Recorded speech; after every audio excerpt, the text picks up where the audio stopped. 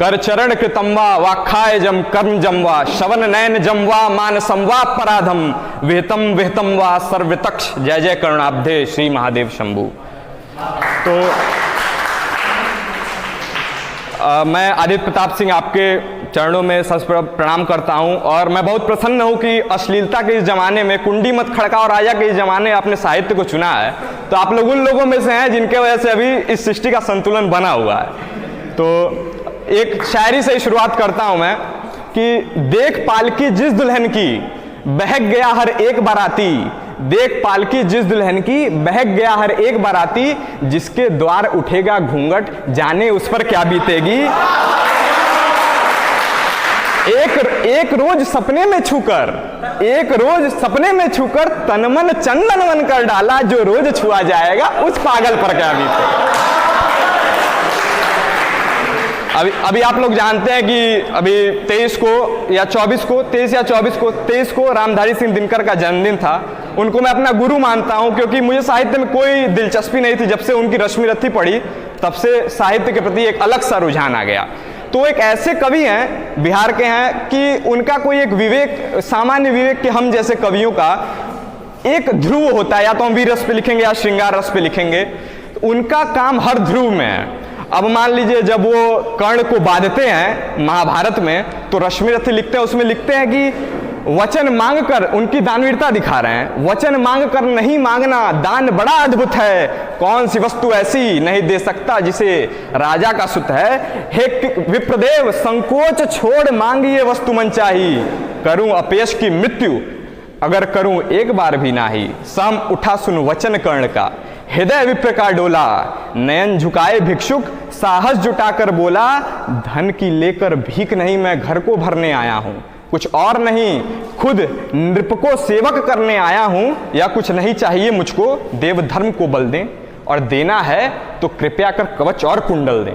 विद्युत सी छू गए कर्ण के तन को, कुछ सोच रहस्य कहा गंभीर कर मन को, समझा आप और कोई नहीं स्वयं सुरपति हैं, देने आए प्रसन्न होकर तब को एक नई प्रगति है। धन्य हो सुयस हमारा जो खींच आपको मही पर लाया है, स्वर्ग भीख मांगने सच ही मिट्टी पर आया है। क्षमा कीजिए आपको तुरंत ना पहचान सका मैं, भेष बदल कर आए इससे ना जान सका मैं। दीन विप्र ही कहा धन धाम धरा लेने को, अन्यथा क्या था मेरे पास स्वयं सुरपति को देने को। गंध है जिसे प्रिय उसे यह स्थूल मनुज क्या देगा, व्योमवासी मिट्टी से दान भला क्या लेगा। परंतु देवराज मेरे द्वार खुद पधारे हैं, अपने इस सुयोग को हम अभाग्य क्यों माने हैं। वचन जो दिया है दान वही दूंगा, शिवी दधीच की पंक्ति छोड़ जग में अपयश ना लूंगा। परंतु दान यह मांग मुझे निस्त्राण छोड़ते हैं क्यों, दान यह मांग मुझे निस्त्राण छोड़ते हैं क्यों, कवच और कुंडल मांगकर प्राण छोड़ते हैं क्यों।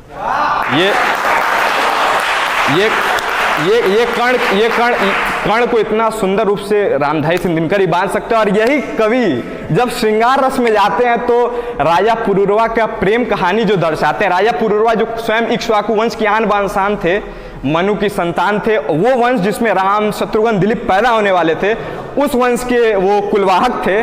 वो जब उर्वशी के प्रेम में गिर जाते हैं, उर्वशी को आप लोग जानते होंगे वैकुंठ की बाला है जो अपनी स्वर्गिक चेतना को गिरवी रखकर यहाँ पे धरा पर कुछ क्षणिक सुख भोगने आई है, तो उसको किस तरह से बांधते हैं ये थोड़ा ध्यान से सुनिएगा आप लोग।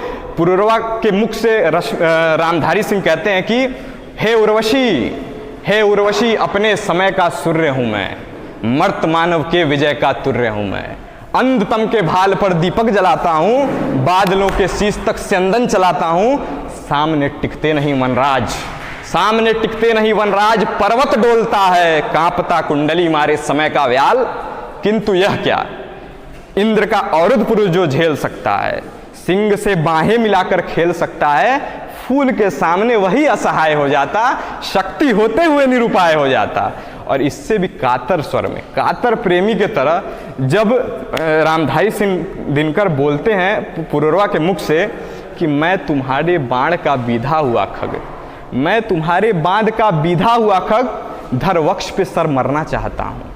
मैं तुम्हारे हाथ का लीला कमल हूँ, प्राण के सर में उतरना चाहता हूँ। मैं तुम्हारे रक्त के कण कण में समाकर प्रार्थना के गीत गुनगुनाना चाहता हूँ। तो आप लोग अच्छी रचनाएं थी, ये मेरी नहीं थी, रामधारी सिंह दिनकर की थी।